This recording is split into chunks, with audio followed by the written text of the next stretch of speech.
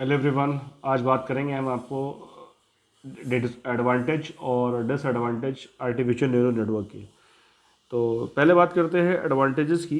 तो जैसा कि इसका जो पहला एडवांटेजेस है, क्योंकि इसमें होता क्या है कि जितने भी न्यूरल नेटवर्क्स हैं एक तरीके से एक मैश नेटवर्क पे काम करता है। मतलब हर एक एलिमेंट को हम किसी दूसरे एलिमेंट से कनेक्ट करते हैं, और अगर इन केस कोई भी एक एलिमेंट का नेटवर्क फेल हो जाता है तो वो नेटवर्क का जो नोड होता है सिर्फ वही इफेक्टेड होता है, बाकी सारे नेटवर्क काम करते हैं।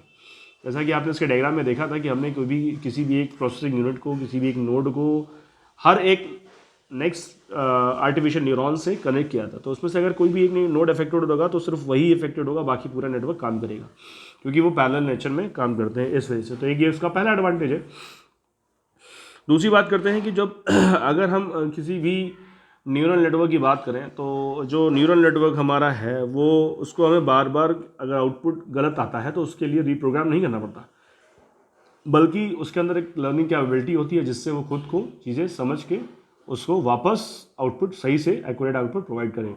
मतलब वो उसके अंदर लर्निंग कैपेबिलिटी डेवलप हो जाती है, जिसकी वजह से उसके अंदर हमें न्यूरल नेटवर्क के वो बार बार रीप्रोग्राम नहीं करना पड़ता। क्योंकि अगर आप जो हम ट्रेडिशनल प्रोग्रामिंग करते हैं उसके थ्रू अगर आपको आपको डिज़ायर्ड नहीं मिल रहा है तो क्या करते हो आप कि आप कहीं ना कहीं उसके लॉजिक में कुछ चेंजेस करते हो और उसके बाद आप उसको डिज़ायर्ड आउटपुट तक ले जाते हो। बट जब बात आर्टिफिशियल न्यूरल नेटवर्क की करेंगे तो वहाँ पर हम किसी भी तरीके की कोई भी रीप्रोग्रामिंग नहीं करनी होती अगर हमको कोई भी डिज़ायर्ड आउटपुट नहीं मिल रहा है। तो उस केस में हमें क्या करना है, कुछ नहीं करना है, सिंपल उस नेटवर्क पे भरोसा करके उसको छोड़ देना है और वो दोबारा एक बार गलत आउटपुट देगा, उसके बाद वो फर्दर अपने आप से सीख करके सही आउटपुट प्रोवाइड करेगा। क्योंकि ये लर्निंग बेस्ड न्यूरल नेटवर्क है पूरा हमारा, या लर्निंग बेस्ड मशीन लर्निंग है जिसके बिहाफ पर वो खुद से सीख के आउटपुट प्रोवाइड करता है। तो ये हमारा उसका अगला एडवांटेज है। अब नेक्स्ट एडवांटेज की बात करते हो तो न्यूरल नेटवर्क को इम्प्लीमेंट कराना बहुत आसान है, किसी भी सिचुएशन में इसको हम इम्प्लीमेंट करा सकते हैं।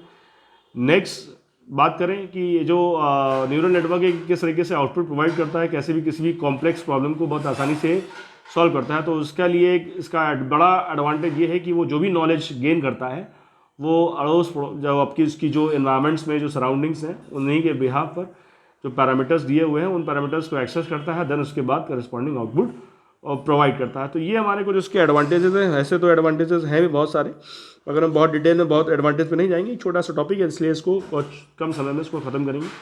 नेक्स्ट बात करेंगे डिसएडवांटेज की, चूँकि जो हमारा डिसएडवांटेज है इसमें ट्रेनिंग की ज़रूरत होगी, तो हमें बार बार मशीन को ट्रेन करना पड़ेगा ऑपरेट कराने के लिए और उसके बाद उसको एक डिज़ायर्ड आउटपुट तक पहुंचना पड़ेगा। नेक्स्ट बात करेंगे कि जो हमारा जो इसकी प्रोसेसिंग है, अगर हम काफ़ी बड़े नेटवर्क में इसको इम्प्लीमेंट करने की कोशिश करते हैं तो इसकी जो प्रोसेसिंग है उसके हिसाब से काफ़ी ज़्यादा टाइम या प्रोसेसिंग टाइम लगेगा इस पूरे नेटवर्क को कैरी करने में या उस आउटपुट तक पहुंचने में। तो ये जो है हमारे कुछ एडवांटेजेस और डिसएडवांटेजेस है। अब बात करेंगे इसके एप्लीकेशन एरियाज़ की। तो बात करेंगे एप्लीकेशंस की, तो जैसा कि आप देख रहे हैं कि एप्लीकेशन एरियाज़ के बहुत सारे हैं, तो उसमें से हमने कुछ गिने चुने एरियाज़ को उठाया है और उसी के बारे में आपको थोड़ा समझाएंगे कि किस पर्पज़ में क्या चीज़ ANN एक्सेस करता है या उसका एप्लीकेशन क्या है, इसके यूजेस क्या है।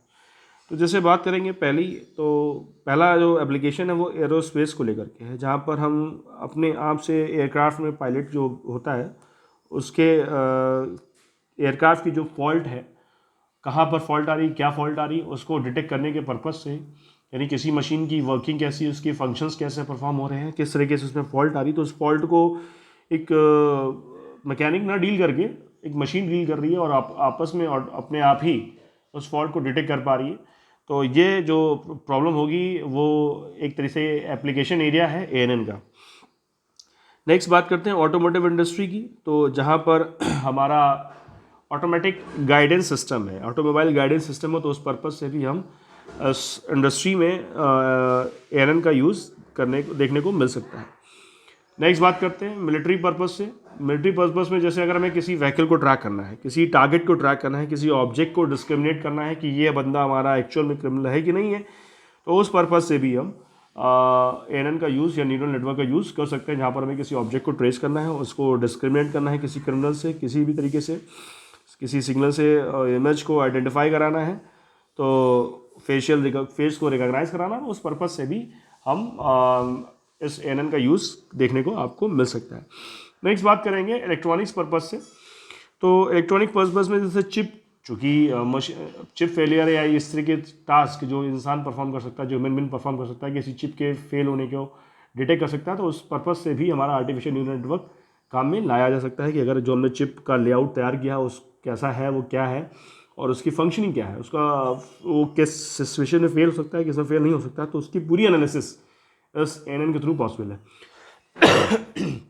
अब अगली बात करेंगे फाइनेंशियल पर्पज़ से। तो काफ़ी जगह बहुत सी मशीन्स या बहुत सारे ऐसे चैटबॉट होते हैं जो किसी न किसी पर्सन को इन सब सेक्टर्स में मदद करते हैं कि आपको जो है ये लोन लेना चाहिए, इतने में लोन आपको पड़ेगा, इस तरीके की जितनी भी एडवाइजरी है वो आपको किसी न किसी मशीन के थ्रू पॉसिबल होती है। जैसे अगर हम ऑनलाइन के भी गाड़ी परचेस करने की बात करते हैं तो उसमें आप देख दोगे कि ईएमआई कैलकुलेटर आता है एक तरह के ऑप्शन के रूप में। तो वो इसका एग्जांपल फाइनेंशियल सेक्टर का हो सकता है कि जहाँ पर आपने कोई डाउन पेमेंट करना है तो उसके हिसाब से कितनी ईएमआई होगी, क्या होगी, वो ऑटोमेटिकली आपको बता देगा कि आपको इतना डाउन पेमेंट करना है तो बाकी की चीज़ें आपको कितने मंथ में कितनी कितनी देना पड़ेगा। तो वो एक फाइनेंशियल सेक्टर का यानी कह सकते हो कि लोन एडवाइजरी के रूप में भी काम कर सकता है।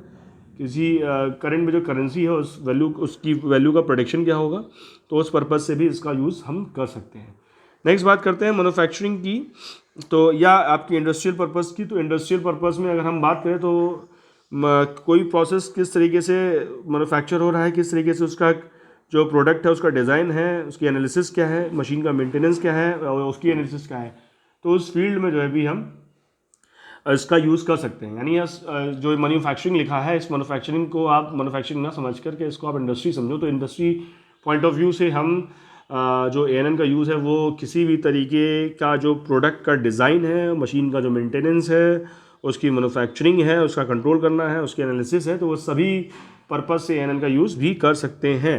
नेक्स्ट बात करेंगे मेडिकल पॉइंट ऑफ व्यू की। तो मेडिकल पॉइंट ऑफ व्यू में अगर हमें किसी भी बड़ी बीमारी को जो है एनालिसिस करना है, उसकी बड़ी बड़ी मशीनों को एनालिसिस करना है, तो उस पर्पज़ से भी हम इसका यूज़ कर सकते हैं। जैसे अगर हमें कैंसर के सेल की डायग्नोसिस या उसकी एनालिसिस करनी है तो उस पर्पज़ से भी हम एएनएन का कॉन्सेप्ट इम्प्लीमेंट कर सकते हैं या ला सकते हैं।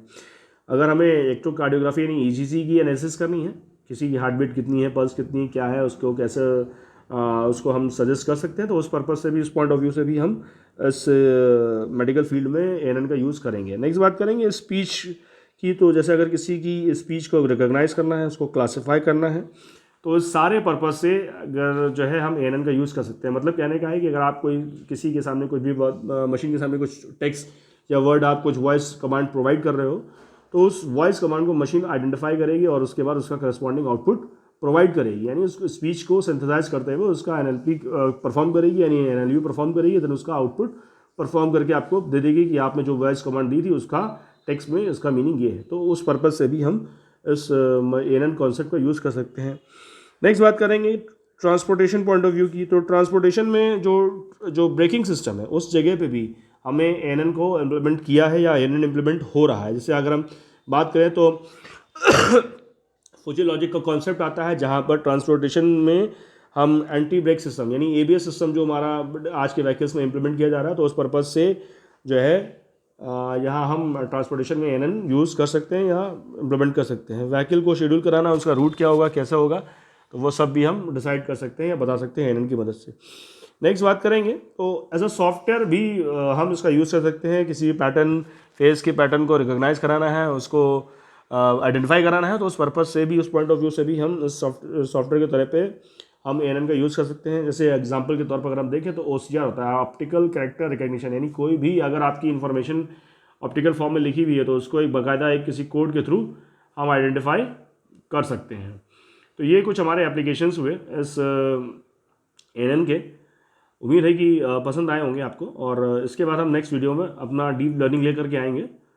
तो ज़्यादा से ज़्यादा मात्रा में इस वीडियो को लाइक, शेयर और सब्सक्राइब जरूर करिएगा। Thank you.